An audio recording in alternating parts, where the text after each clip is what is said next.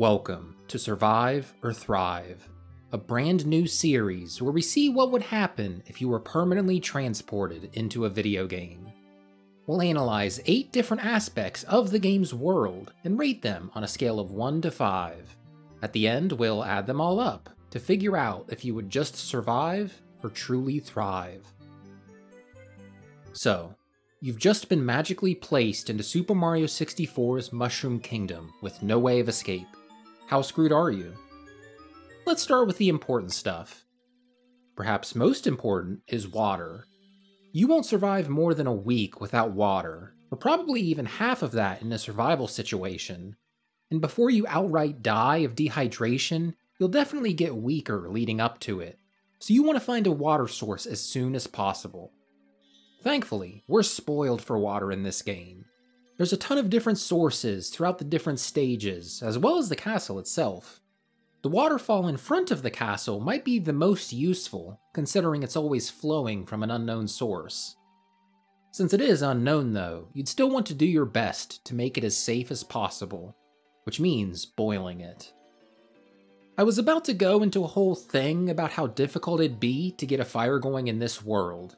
It's not impossible to start one without a man-made fire starter, but it'd be difficult. And while there are enemies that breathe fire, it'd be very dangerous to have to do that on a regular basis. I was gonna go into all that until I remembered there are some fires in the castle basement. You could grab a stick, light it up, and take it outside to boil your water. Not a good idea to have a fire indoors without a chimney. There you go, safe water to drink. You won't die of dehydration. I'll give water availability a 4 out of 5. It's really easy to get water, and you can clean it without putting yourself in harm's way. Though in the grand scheme of game worlds you could find yourself in, it could have been easier. A 4 out of 5 is fair, I think. Next is food. While you likely couldn't survive a week without water, you can make it by much longer without food. It heavily varies person to person, depending on how much body fat you have built up. And much like water, you'd be struggling long before you actually just die of starvation. So what food sources are available to you? Now, I'm not a marine biologist, so I don't know what type of fish this is, but I have a feeling you aren't going to get much sustenance out of them. Like, you'd probably need a lot of these to get enough calories for the day. Fortunately, there's something a bit bigger out there. In Tiny Huge Island, you can catch yourself a bubba. Well, you can try. It's several times bigger than Mario, and you have no fishing rod. You could maybe fashion one together with sticks and some vines from this wall in Tall Tall Mountain, but this guy ain't getting caught with a Minecraft-ass fishing rod. Here's another option. Mario can't normally kill this thing, but Mario doesn't know how to use tools. I say, fashion up a bunch of sharp sticks and start chucking them at Bubba. It might take a lot, but when you eventually do kill him, that'll last you a while, I bet. Cut him up into portions and store them in Cool Mountain. They'll last longer frozen. And if Bubba is too much trouble, get yourself some Koopas. According to this BBC article, a family in 1971 survived for 38 days at sea, just off turtles as well as some fish. If they can do it, why can't you? Something that will be a problem though, is vitamin deficiency.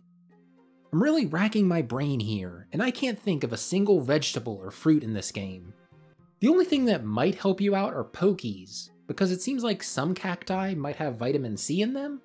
Vitamin C is useful for protecting against scurvy, and you definitely don't want that. Overall, I'll give food availability a 2 out of 5.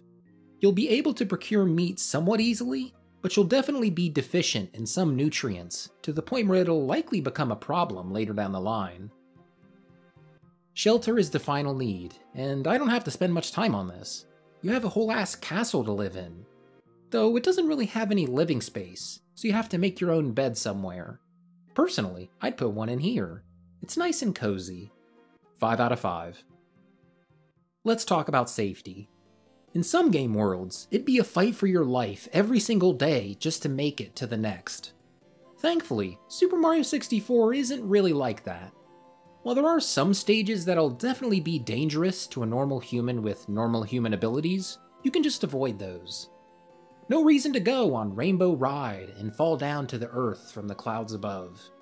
You could spend most of your time in the castle if you wanted to. The only enemy outside of the main stages are these boos. And you don't have to come back here either. Though as we touched on, you will have to journey out for food. Koopas and the Big Bubbas are only found in stages. There's one Koopa Troopa on Bob-omb Battlefield, and the only enemies between you and him are some Goombas. Goombas should be pretty easy to take out with a spear. You could maybe jump on them, considering Mario's just a little over 5 feet tall. Keep in mind though, you won't be able to jump as high as him. We'll talk more about that later though. As I said earlier, killing a Bubba would be a struggle. You could maybe figure something out, but messing up would not be good. Plus, if you get injured, there's no hospital to help you. The only sentient creatures around here are toads, and I don't think any of them went to school to be a doctor. I'll give this world a safety rating of 4 out of 5. Day-to-day life might be a bit more dangerous in Super Mario 64 compared to real life, depending on your situation, but there are much worse worlds to be in. This one's alright. Traversability. This is a big one for this game. Super Mario 64's Mushroom Kingdom wasn't built to be a believable, realistic world. It was built to jump around in. This is a platformer after all. It's fun to hop around levels and make death-defying jumps. But what does that mean for the average human? For simplicity's sake, let's say Mario is exactly 5 feet tall minus his hat. This is 5 feet right here.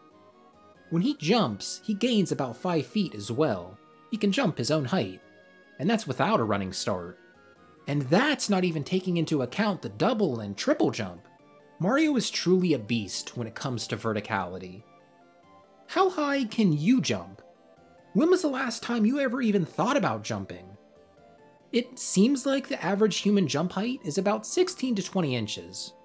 The average height for an adult male is 5'7", and adult females 5'3". Either way, you might have noticed 16 to 20 inches isn't exactly equal to 5 foot whatever. Fortunately, the average adult is a bit taller than Mario, so you can potentially grab ledges while standing that he couldn't before. You would need to get some pull-ups in to work out that arm strength though, if you want to be going through a lot of these levels. But if you wanted to stick to the castle and Bob-omb Battlefield, you don't need any sick moves to just survive. I'll give the world a 3 out of 5 rating for traversability. Yeah, you can make it through the simpler stages just fine, but if you needed to reach the top of Whomp's Fortress for something, or climb Tall Tall Mountain, you're gonna struggle. This world was not built for people like us. It was built for Italians. The next aspect is socialization. That might sound like a weird one, but hear me out. If you're gonna be staying here until your dying breath, you'd probably want to be in the company of others. I know some people out there can live alone in a cabin in the mountains all their lives, but most people aren't built for that. Socializing is human nature. Without it, you'd undoubtedly go crazy after a while. The sentient creatures inhabiting the castle here are toads. I don't know what a human being would have in common with a toad, but I'm sure you could find something to chat about. You could probably even be able to assimilate into their culture after a long enough time, become an honorary toad. That's what it'd be like to truly thrive in this world. But you still are trapped in one location with the same handful of beings. Maybe you'd get bored of them after a while, angry at them. I'm sure infighting would crop up at some point. With such a small group, something's bound to go wrong after a long enough time span. And yeah, Princess Peach exists, but I don't think you'd ever be able to save her. No offense to you personally, but no human could traverse Bowser in the Sky here. Not even an Olympic-level athlete. Sorry, Princess. While socialization could be worse, it definitely could be better. I think it rounds out to a 3 out of 5, all things considered. Sustainability. I mentioned earlier that you could probably get assimilated into Toad culture after a good while of surviving in here. But how long could you survive? There's only one Koopa Troopa in Bob-omb Battlefield. Could you get even a day's worth of calories out of that one turtle? And yeah, there's all these trees, but what happens when you cut them all down? It'd take a long time for them to grow back. Probably a longer time than you might have. Considering you can exit a stage and enemies respawn, I'm tempted to say everything you take would respawn once you re-enter. So you could cut down all the trees you wanted, get a star or exit a stage, come back, and they'd all be right where they were. But then, the castle also resets too. That's not good. If everything resets, then you can't build up a base of any kind and return to it after going into a stage. Any bed or shelter you build is just gone the moment you leave it. That severely hampens your sustainability. Every day would constantly be like your first in terms of how many supplies you have. The most you could accrue is what you can carry on your person, so you'd have to light a torch and bring it with you to Bob-omb Battlefield to cook a Koopa Troopa, or bring the Koopa to the castle fire and cook it there. I didn't really think about that until this section, but yeah, that's a major problem. I'll give sustainability a 2 out of 5. It would be a 1 out of 5 if enemies didn't respawn, but still, things wouldn't be good for you in the long run. And the final aspect, the X Factor.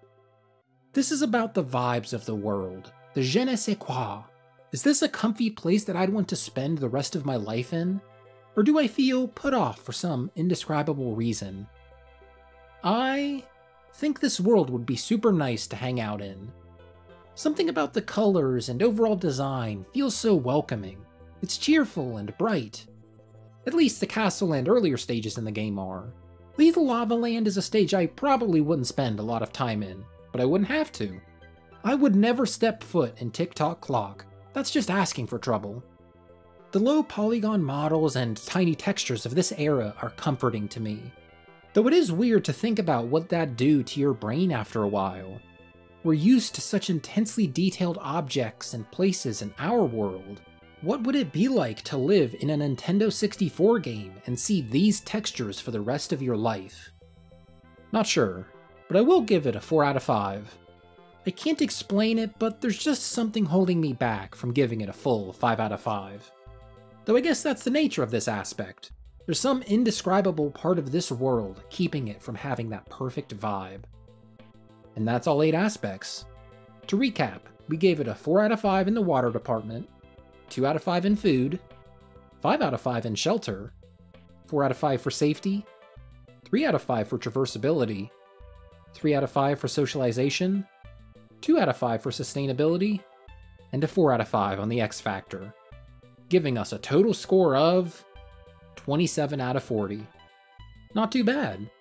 Though I guess it's hard to judge how good it truly is, considering that this is the first game we've looked at. If you have any changes you'd have made scoring-wise or want to comment on a claim or assumption I made, leave it down below. I'm curious about your perspective. While there are some problems you might come across during your new life in Super Mario 64, I think there are definitely some worse games you could find yourself in. This one wouldn't be too bad. Let me know what you think about the video in the comments. Kinda trying out something new here, and I want some feedback. I think it's a fun idea for a series, but I'll have to see how you guys like it. Like the video if you liked it, that'll let me know. Thanks for watching, and see you next time.